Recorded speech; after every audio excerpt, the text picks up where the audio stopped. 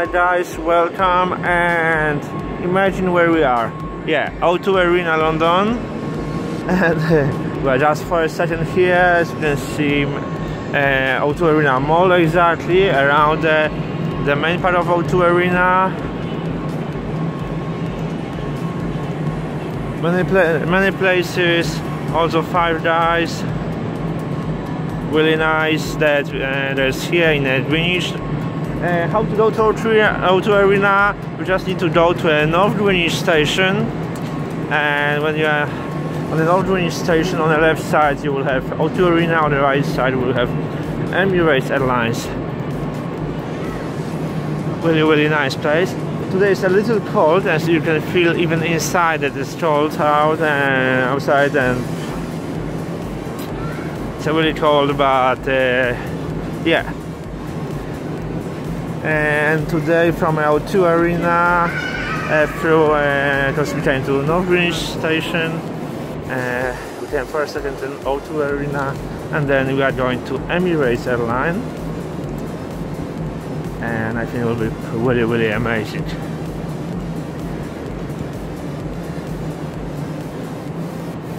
Yeah, so it's time to go.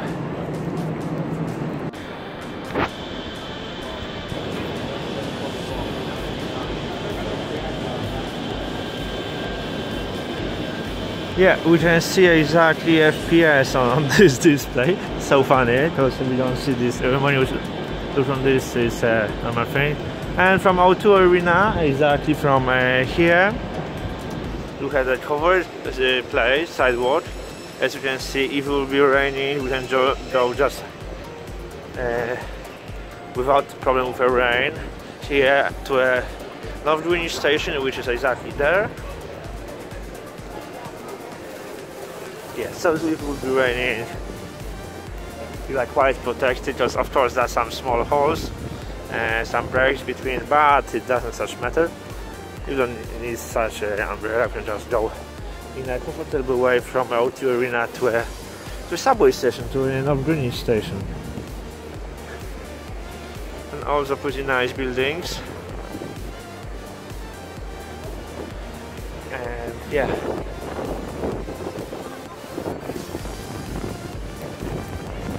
You see the side of is turning right to a subway station.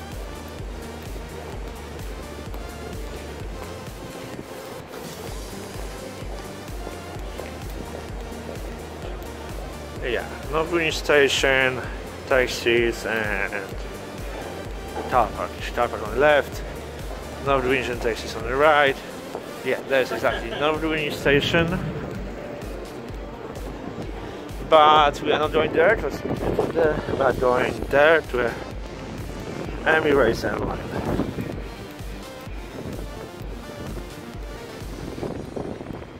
Exactly, is Emirates Airline is closed only on the Christmas, on some public holidays, but not all, only a few of them.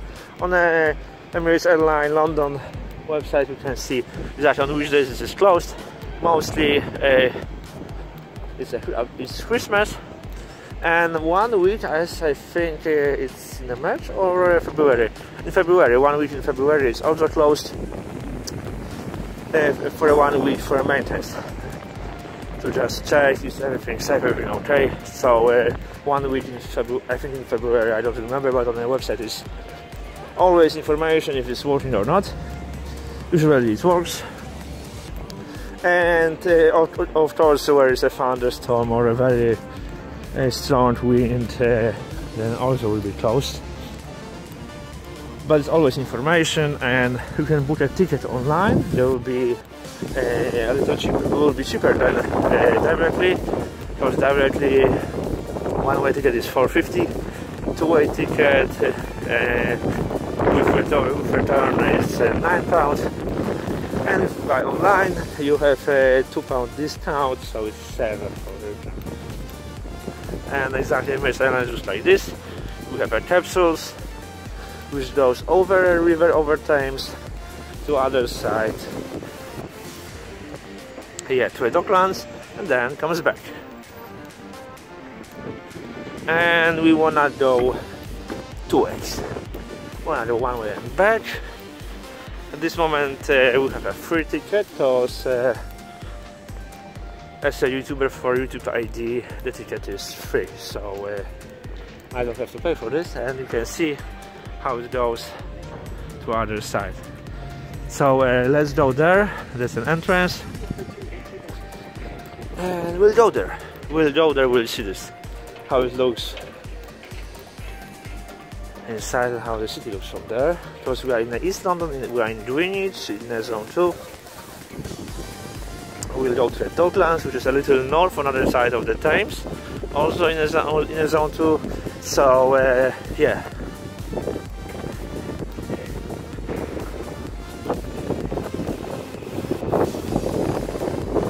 I just wanna see this. It's a little windy, I don't know if you hear me in a good way, because the wind is really strong, but not too strong to disable this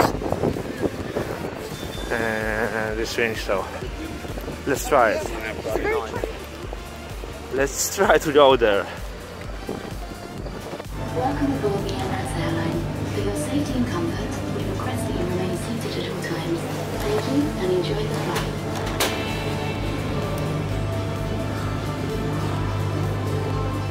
Welcome to your northbound flight on the Emirates Airline. On your journey, you'll be surrounded by unique views and some of London's great untold stories. Here's just a few of the sights and discoveries that await you in this fascinating area of London. The Emirates Airline is the latest way to cross the Thames. Rising to 90 metres at its peak, it's also the highest.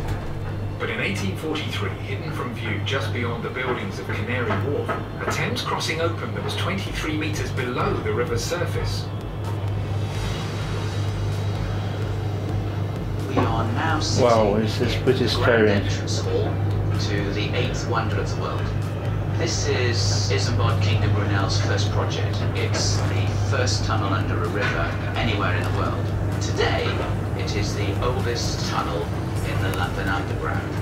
It opened in 1843 as a pedestrian tunnel. And you have to remember, the idea of walking under a river the size of the Thames is like walking on the moon. And on the first day, there are 15,000 visitors, and the Band of the Culture and Arts, a patriotic museum. In its day, this was the world's most successful visitor attraction. Wow. I'm not scared about the planes. Completely I'm not scared about the planes, but when I'm hanging on the line, such high, I am scared. Really, I am scared about this. You know that I can't use any type of any type of roller coaster things like this, because I'm fucking scared about this. Whereas Crossrail have tunnel boring machines. But I don't know, I don't have this in a plane. I don't have completely in a plane. In a plane it's everything fine, but with this, wow, it is stirring. Especially this is windy, and you see this and you feel this. From the city, you can see another impressive feat of British engineering, the Thames Barrier. It's one of the largest movable flood barriers in the world, and has been protecting London for more than 30 years. The original design criteria was to protect against a 1 in 1,000 floods in the year 2030. So they used the date they had available and they projected that into the future, and they built extra safety margins in, and it looks like we'll be okay until 2070. The barrier is composed of 10 gates, the largest of which are 3,300 tonnes, approximately a third of an Eiffel Tower's worth. But it was amazing. And they rotate into position. The barrier protects against an area of land with about 1.25 billion. Yeah, it's cloudy, it's raining, but wow. You can imagine another 3.5 It looks really nice. obstructing your view. That's what the barrier protects against. The Port of London has been a centre for trade since Roman times.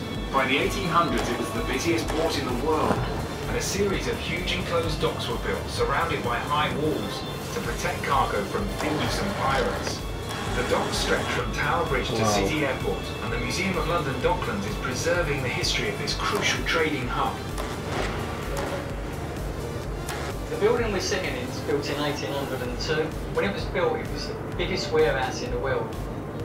The Romans first settled on the Thames, and obviously the Vikings came after the Romans. And all throughout history, there's always been lots and lots of trade.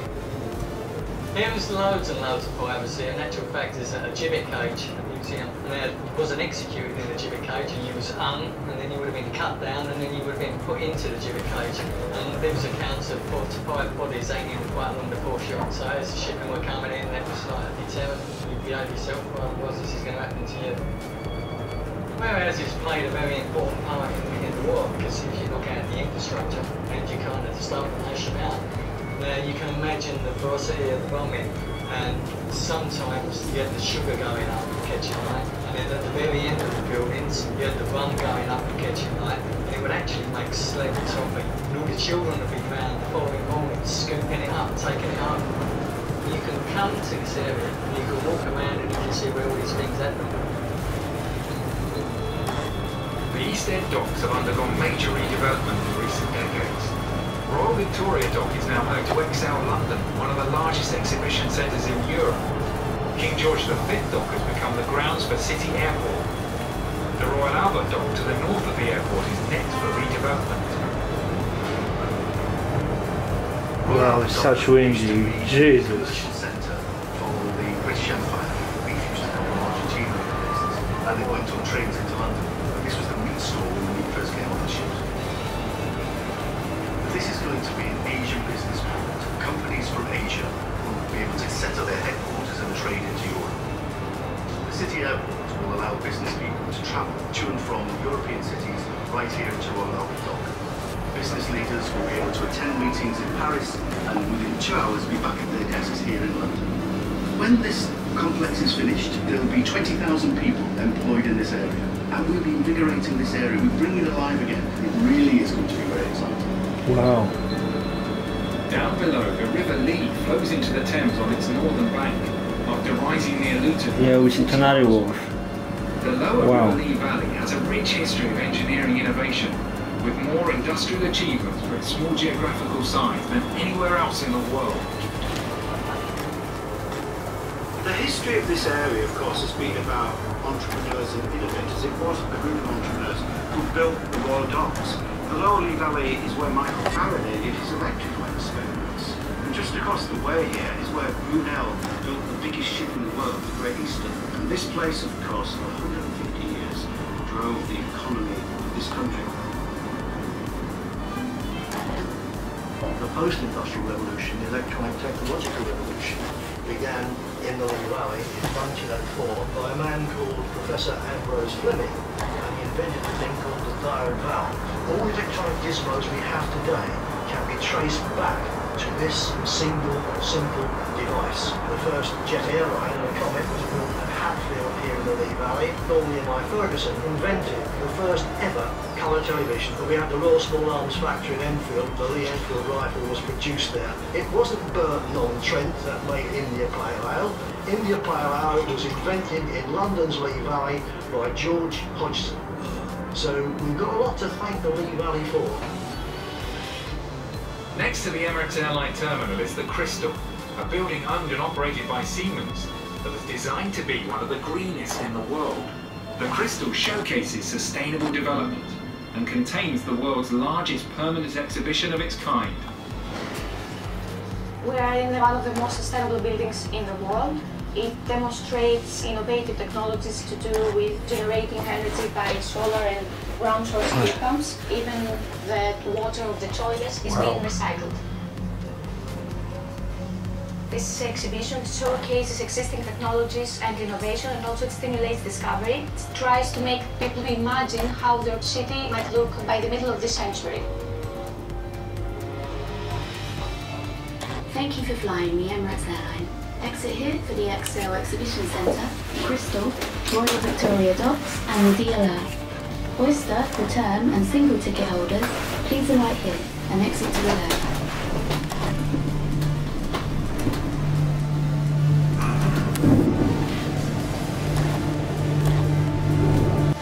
Yeah, and we are out. We'll see a little around, but it starts raining, and then we are going back to Greenwich. Yeah, yeah. Wow, and we are here.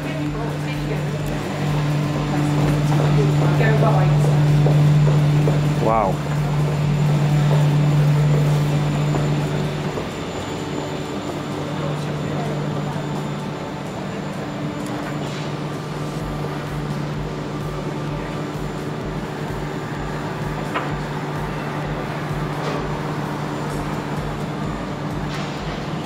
So we came from a number 5,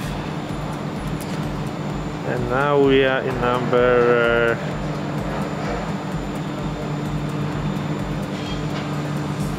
somewhere else 2, somewhere close to 2. Jesus.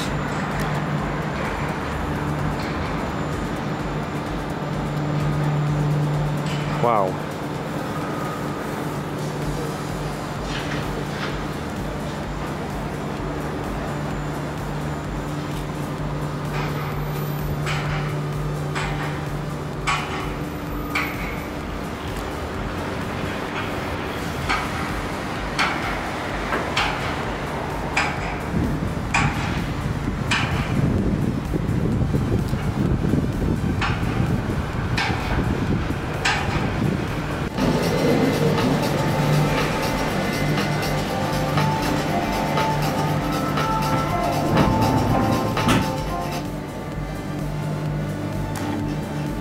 Welcome aboard the Emirates Airline. For your safety and comfort, we request that you remain seated at all times. Thank you and enjoy the flight. Welcome to your southbound flight on the Emirates Airline. We'll soon be at a cruising altitude of 90 metres, higher than the top of Tower Bridge. The Emirates Airline links the Royal Docks with the Greenwich Peninsula. On this flight, we'll help you to discover a fascinating corner of one of the most exciting cities in the world. Yeah, just a few miles to the northwest is the London 2012 Olympic Park. The Games were an enormous success, watched by more than 3 billion people globally. And huge efforts have gone into making sure the Games leave a powerful legacy for future generations. Competing at the London Olympics 2012 was one of the best experiences of my life. If I could go back and do it again, I would do it 1,000 times over. As soon as I stepped in there, the roar was just electrifying.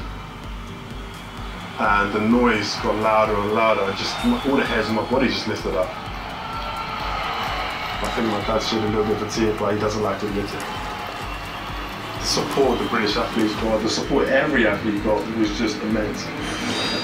Anyone and everyone involved loved it. They'll recollect that memory as one of the biggest days of their lives. Wow. Hopefully, I can share this memory and inspire the next generation of athletes coming through. The Olympic Park is a catalyst for the regeneration of large you can see DLR, continues from the which is a part of the subway. Because the subway in London is divided into exactly 3 parts. It's underground, which is a classic subway. We have overground, which is something very similar to a subway, but where the Thames is joined by the not exactly. It looks the same, and DLR, which is almost always the same. DLR was in the Docklands, underground in downtown and in zone 1 and 2, and outside mostly overground. So we're at the park regeneration it's mainly like this. But of course, some lines of underground goes to zone 6, and yeah. So it's never about just doing the biggest jump that anyone can. It's more about challenging yourself. We've got this incredible facility to train. And also overground zone 2, because it's really mixed. Exactly, underground, overground, and DLR. There's all subway. Yeah, there's all kinds of incredible installations, strange little pieces of street art, which kind of ties in quite well to parkour. Wow, yeah, it's windy. The best idea in this capsule, as you can see, and then someone was asking about it's to sit in the middle, because if you sit on the left side and the right side, even without a wind, it's very shaking. if you sit in the middle, you can see on the top, you are just hang on the line, and if you sit in the middle, it's the last shaking. Also making a DAB radio using the main thrust control, which is very exciting. I'm going to show you the part of the London now. It's like the last corner of old London. In a way, it feels like a little bit of industry coming back to what is historically a really industrial place. The Docklands area of London went into decline after the Second World War. But in the 1980s, there was major new development here, and the business district of Canary Wharf rose into the sky. It now contains many there's a Canary Wharf. in the UK, and more than 100,000 people work in the district. The original idea of Canary Wharf came about by accident. The government had invited down a guy called Michael von Clem, who was a banker, but was really looking for a site for a factory. And he looked around and he said, well, actually not a great site for a factory. But he knew that banking was changing and he was going to need massive trading floors for his bank. And that's where the idea came from. Canary Wharf allows London to have a modern face because so much of London that we love is preserved and we like it to stay preserved. Canary Wharf is the fastest growing and largest new business district in Europe. When it is completely built out, there'll be about 25 million square feet of space. And in terms of the working population, there'll be about 200,000 people. Crossrail, when it's fully operational, will bring a whole new working population to Canary Wharf. Lots and lots of exciting developments have happened in the east side of London, and all linked by the Docklands Light Railway, by the Jubilee Line, by Crossrail, by all the other transport infrastructure that links into those. The Docklands Light Railway trip through Canary Wharf has been listed as one of the 10 great railway journeys of the world. It is one of the great regeneration projects of the last century. The River Thames has been the lifeblood of London since Roman times, and trading ships have plied its waters for centuries. As the size of ships increased, they needed powerful tugboats to guide them. Despite the demise of the old docks, the tugs and their skippers are still the workhorses of the river. I'm probably the oldest coach skipper on the River Thames at the moment, but we still go out and do a day's work. Oh, O2 Arena. Unbelievable. In fact, you could walk from this place, it looks really small, on barges. We could tell where we were by the smells on the River Thames then, Dave. You knew it was a soap factory, you knew you was at Edledge. Then you come to Purfleet Reach and you could smell all the oils. And then as you come round Thames Walk up round here, you could smell the sewage. Right up until when you got to the Pepper House or Wapping, you knew it was at the spice bills. Well, not now, different today. All them days are gone. That's when men were made of iron and boats were made of wood. Traditional tugs have now been joined by a fleet of fast catamarans. Thames clippers carry thousands of passengers every day. The boats go at 30 knots, so approximately 40 miles an hour, so probably one of the fastest modes of transport in London. The river bus service runs every 20 minutes to North Greenwich Pier, which is just a 5-minute walk from the Emirates Airline. Now coming into Greenwich, you should probably see the Royal Maritime Museum. It's a fantastic location and it's just an 8-minute trip from North Greenwich. I think the river's got a key role to play for the regeneration of East London. We very much see the Thames as a tube line in the future. The Greenwich Peninsula is home to the O2, the world's most popular music and entertainment venue. The area is soon to undergo major redevelopment, creating a vibrant new district covering almost 200 acres. It's one of the largest regeneration projects in Europe.